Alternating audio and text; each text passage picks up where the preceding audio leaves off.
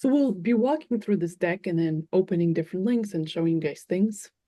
Um, so overall, like at a high level, we believe that and there are many examples that the social capital of an athlete matched with the economic machine that a good franchise brand is, kind of like leads to magic. And it's a win-win setup for the franchisee and the franchise because they get this, strong partner to expand their brand. So we'll kind of get started with a few myths that I think are circling around and are stopping many athletes from even exploring franchising. So the first one is that you need millions to launch, so you need to be rich, and it's like it has to be a big investment. So most people are like, well, I don't have that much, so it's not for me. So we'll look at that. So the second one is that you need to be very famous. So, big time athletes that are like on TV that are household names are the only ones that kind of like get the privileges of, securing big territories, working with famous brands. So we'll see how that's not true as well. The third one is you need to do this full time. So whether you're still playing or if you're retired or if you have a different job or project, can you still do franchising? So, it can be done full time or it can be done as a part of your, overall portfolio. Then franchising is mainly like food businesses. So it has to be like pizza, chicken, like burgers. So franchising, spans over like many, many segments, and food is the biggest one, but it's not the only one. So if something else interests you, you can definitely do that. So we'll see different sectors. And finally, that you have to deal with brick and mortar. So you have to launch a physical location. So dealing with real estate, it takes a very long time. It's a lot more expensive. So a lot of franchises are mobile. So that is also not true. And now we'll just provide some context, like on franchising. So Brian Beers is a kind of like a guru in the space. So he said that owning franchises is not flashy. You won't be on Shark Tank. You won't impress your neighbor. You won't be on the cover of like Entrepreneur magazine, although you really might, like these days. But I truly believe it's the quickest path to building a massive cash flow and wealth. Once you buy a franchise, you'll get a business in a box that includes proven model, instant brand, marketing, training, support. So given that you choose choose a good brand, those things are going to be in that box that you acquire, and all you have to do is launch and operate it in your location. And I think as a side note, like most of the millionaires in the US are made from franchising, so not from real estate, not from like finance or tech. They are franchisees. And then of course, like we're inspired by this, big famous stories. So Magic Johnson was able to talk to the founder of Starbucks, and Starbucks was not even franchising at the time, but being Magic Johnson, he was able to convince him to try to launch Starbucks in the areas where Magic Johnson was from. And eventually he was able to do that. They even modified the menu for those areas to make it more kind of like locally approachable. And then like Magic Johnson sold it back to Starbucks for 100 million. So there are many examples like this, and there are athletes coming from different sports, buying into different types of brands. And we'll share this deck with like you guys after, so you can definitely like review these materials. So a database of all the athletes that own franchises. Yeah. Okay. Yeah, and final, like kind of another big example is that Junior Bridgman, when he was playing in the NBA, he was only making like 350K a year. But then he took that, and in his final years of playing, he launched a portfolio of franchises, and then eventually he built like a 16 million portfolio, just because he 100 million. Yeah, 600 million. Cool. But we also want to look, kind of like on the other side. So when you're working with a smaller investment, how can you still become a franchisee, become a local, like independent business owner? And then with franchising, once you have one location and it's cash flowing, you can use that cash flow to launch further locations. So you don't have to come in and launch, 5 right away. It can be one by one. So I think here's an example, like Keith Smith. So I9 Sports is like a kids sports franchise. You can find it here. And we'll just see what their investment range is.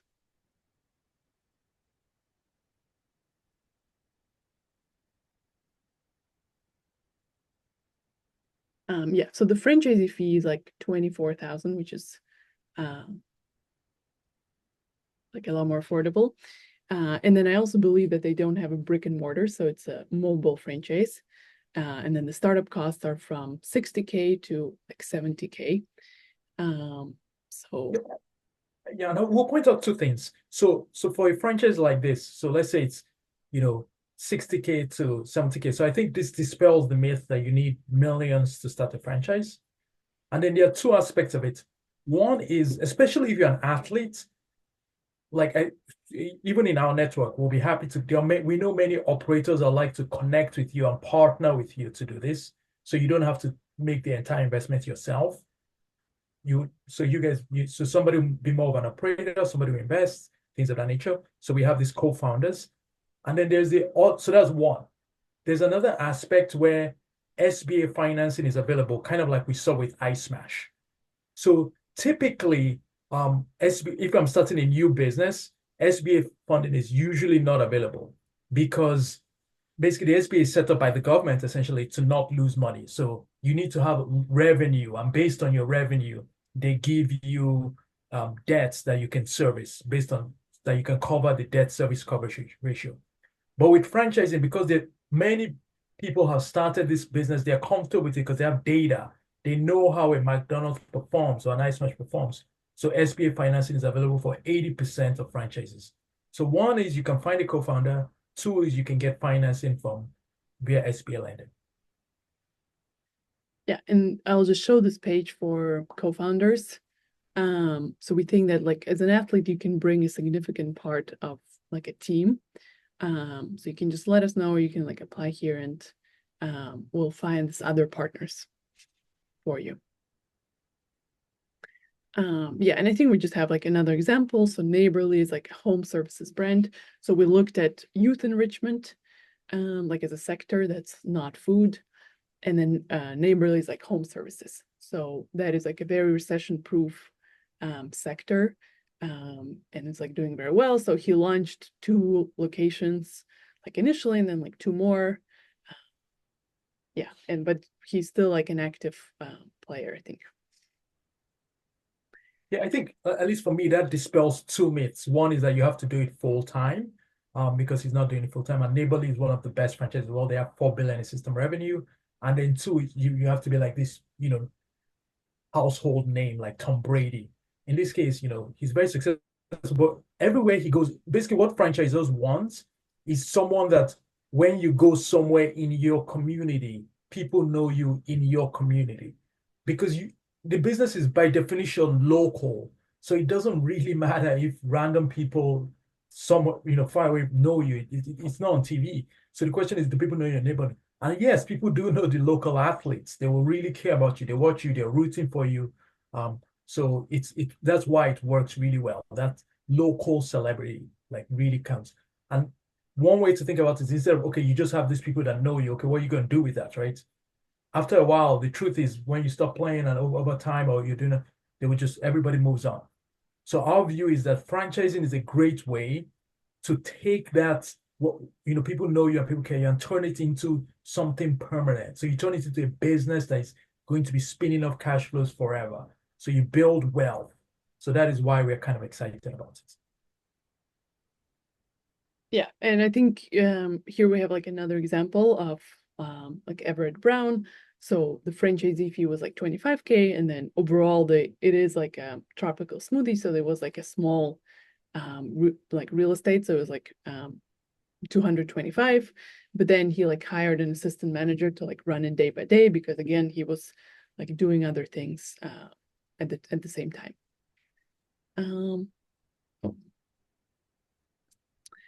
Okay, and I think like next we kind of like have this tool for finding and filtering different franchises.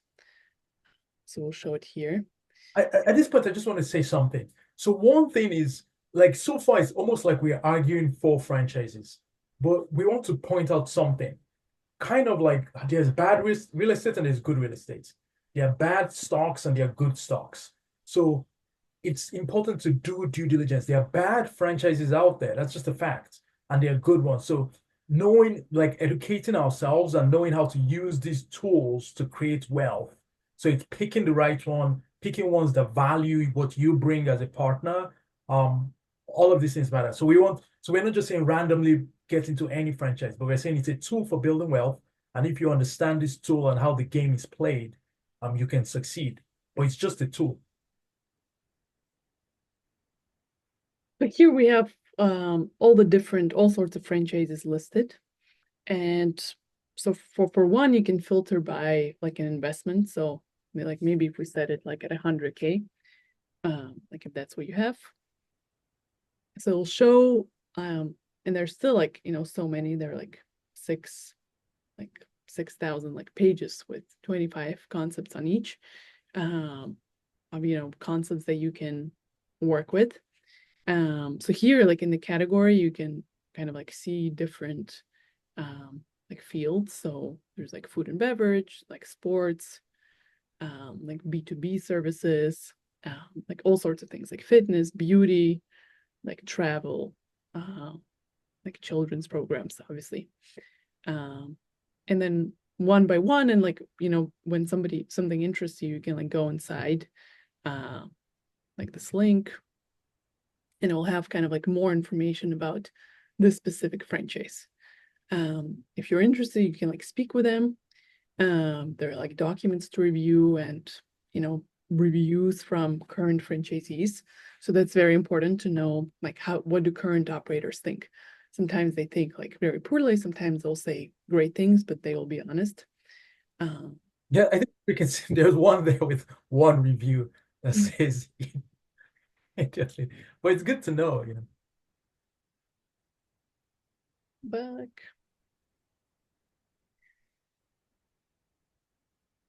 Yeah, so I think this tool like will launch soon. But also like we, come across many concepts. So you can just kind of like talk to us, let us know what interests you, and maybe we can suggest a few good ones.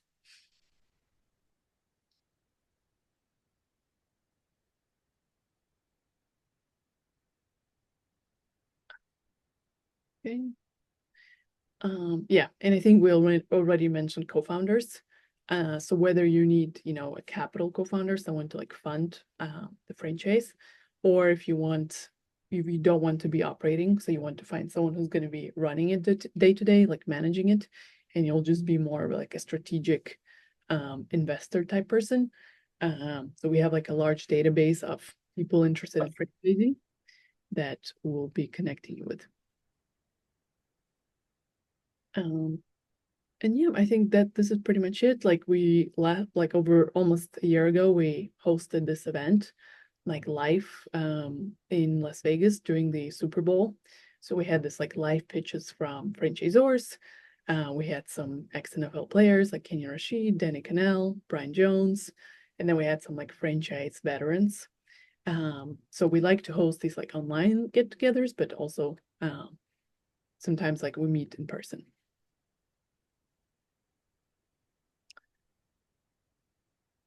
Yeah, and I think now we can like open up the floor for any questions, clarifications. I'll be happy to answer that. Yeah, question. Did you what I came to the Super Bowl thing, the demo. Did anything happen with any of the pitchers or people who pitched that day? Was there any business that was created from the people who showed up that day? Yes, so there was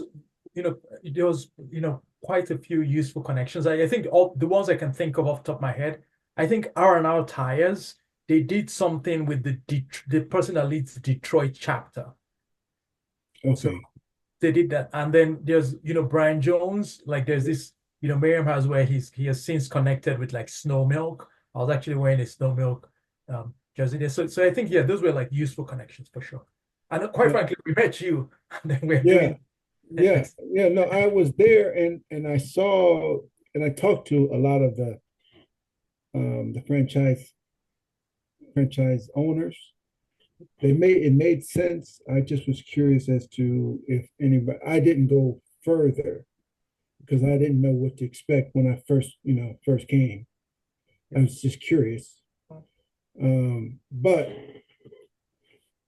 if someone had, if you knew of somebody who had moved on, I would just like to see how they're doing. You know what I mean? I mean, it's Yep. still early, but I would want to see how they felt about the process of going into a franchise with somebody who they met that day. Yep. Yes, sounds good. Yeah, yes, we'll be happy to do that. And in general, I think what we try to do, and like our biggest advice is one is you could do it with people that so that we connected. But in general, just talking to actual people that are current franchisees. Like we're hosting another webinar with Ben Little from Zaxby's. Honestly, he inherited it 35 Zaxby's from his dad. But now he's running it and he's growing it. And we're doing a similar webinar. Actually, I think Connor is coming to that. So in other words, we encourage you to, I think your instinct of talking to people that actually took the risk and are doing it is critical before we collect these reviews online from them, but talking to them one-on-one, how is the experience? How is the ramp up? Are they actually making money? As opposed to talking to the franchisor, like it's, yeah, very important. Well, what makes me nervous about the thing is, not having any idea how the process, you hear about the process, but and then there's different ways in which you can, if you want to be the money man, if you don't want to be the money man, if you want somebody else to be the money person, you don't have the money to do it, but you have the will to, or all there's different ways of coming into it. Which way would I choose that's best for me or for a person who I was, working with or think would be interested in this? That's Yep. my biggest question. Yeah, to be honest, we run. I think quite early. It's like what you're touching on. I think in franchising in general, in the franchise industry, I think that's one of the main things that is lacking.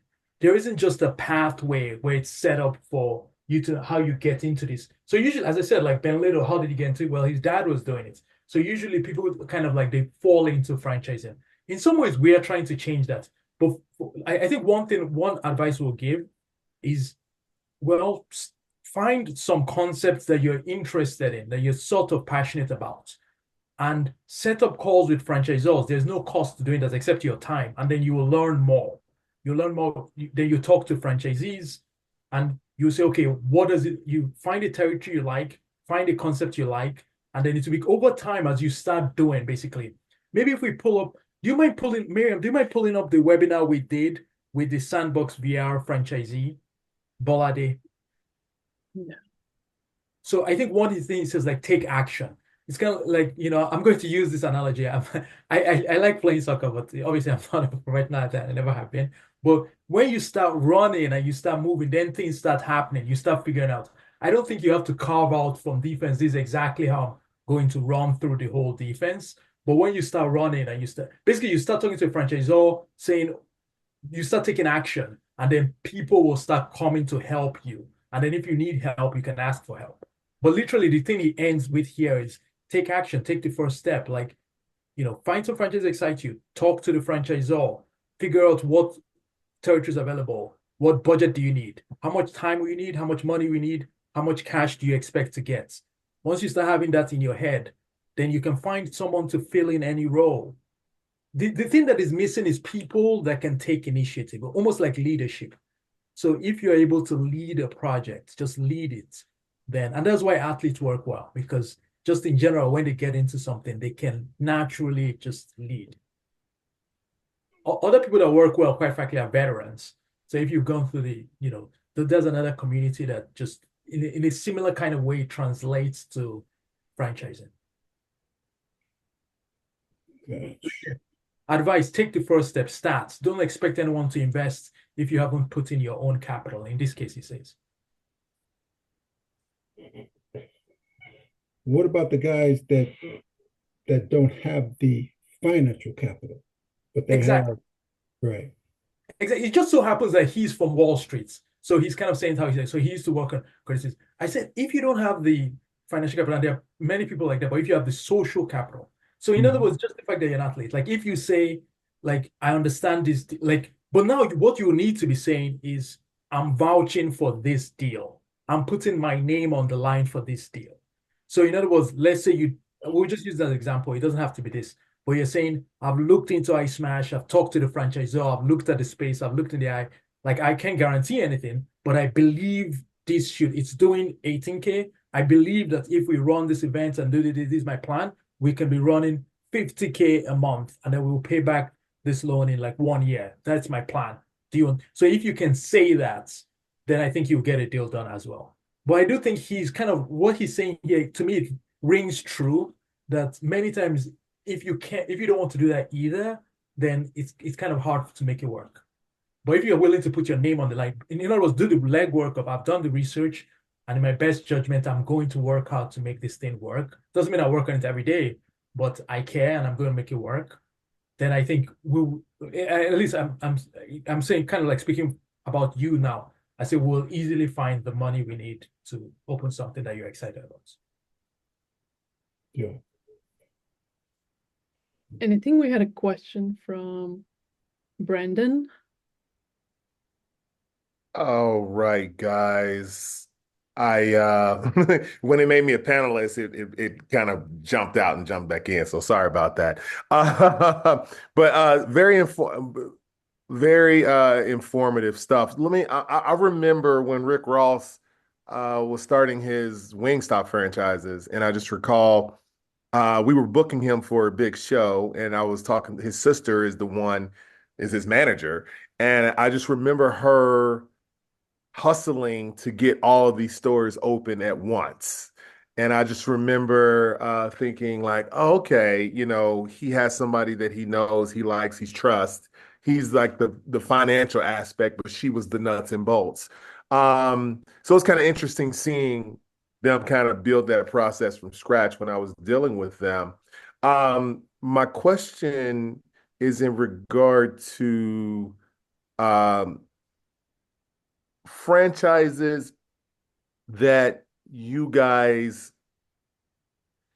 okay, obviously when you were talking about okay, structuring a deal with say a financier, right? You're basically looking at the franchises model, their potential returns, and saying, hey, this is what we could potentially, offer you in return for investing in this franchise. Is that kind of how you work that out? Is that what you were saying? Kind of speak on. I wanted to speak on like the structuring those type of deals. Yep, exactly. So typically, the one thing with the franchise is let's pick an example that we all know. Let's say like we'll just use abstract numbers, but we'll say like McDonald's. So Right. there are thousands of McDonald's have been opened. So now there is a good idea. There'll be in an item 7, they will list out this is exactly how much it will cost to open a McDonald's. So that's kind of very important because usually if you're building a startup or you're building a new business, it's hard to know how much it will cost.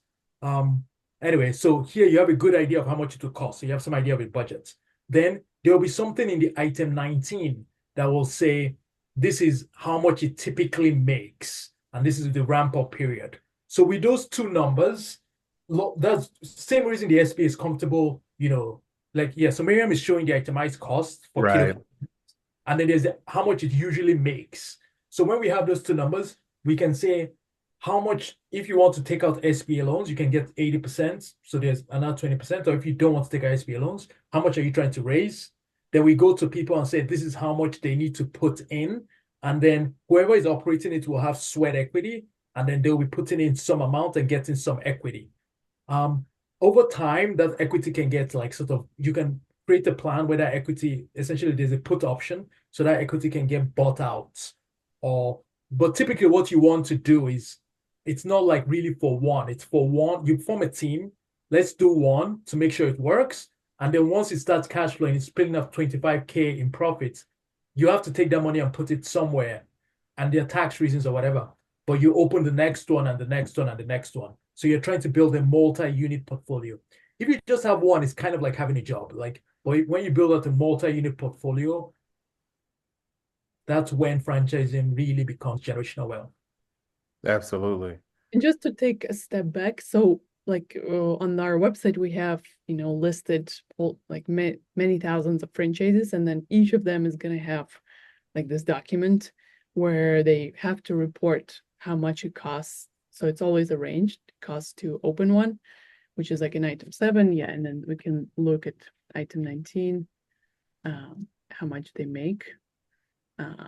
So here they even have like, broken down the sales from different sources. I'm curious. I know, for example, like a Subway, right? A Subway franchise, if it makes $150,000, it's worth $150,000, right? If it makes $50,000 the next year, it's only worth $50,000. So it's like a dollar to dollar kind of return. I'm curious from you guys's estimation, have you seen companies that typically return a multiple based on what they're doing? Do you understand what I'm saying? For example, the reason why Amazon can stop doing business and still kind of make a certain amount of revenue per month because just of how their model works.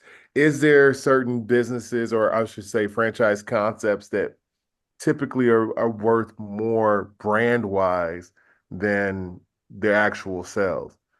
Yep. So I'll say, so yeah, we'll have it. So the good thing about this question is like we can answer it with data. So the way I'll also answer it is like resales. So let's say you're making 100K of profits. How much, if you wanted to take that business and we'll shop it around, it's making 100K in profits, how much can we sell it for? Is it 100K or is it 500K? So Right. yeah, Miriam, I don't know if do you mind showing the events we did again with Kevin? Yes. The Las Vegas events. So Michael Esposito, and quite frankly, this is how we got into this franchise business. Anyway, but Kevin Burke, he has a billion-dollar fund called, Franchise Equity Partners. All they do is buy out multi-unit franchisee. So our view is that the key to getting there, though, once again, it's not if you own just one unit, it might be like a 1x multiple, as you said. But typically, like when we talk of like searchers and people buying, it ranges from, there are many examples of like 4 to 8. And if you're able to build out a portfolio so private equity gets involved, you can literally sell for the same thing like SaaS companies sell for, which is like 10x of profits. Gotcha. But the key is though having a multi-unit portfolio. And that person like, John Regals of Orify Brands, he has done that. But Kevin Brock, that's all he does. He buys multi-unit portfolios. You kind of have to have like 50 units. And then he pays, the lowest multiple he'll pay away 4. Although he wants it to be as low as possible, but it's like 4 to 8. Right. Absolutely. Okay. Perfect. A question from Marcus. Yes, hi. Good to see you guys all again. I know we spoke about this a couple of times months ago, so good to see everybody on the platform. Marcus is also at the Vegas event, right?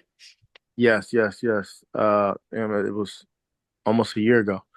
But to your point, it's not just I reviewed this deck and reviewed a couple of numbers and spoke to some guys, and it's not just the restaurant food chains. It's more. They have like tire operations or like wash and folds, things of that nature. So it's not just tied to the food supply chain when it comes to these opportunities, correct?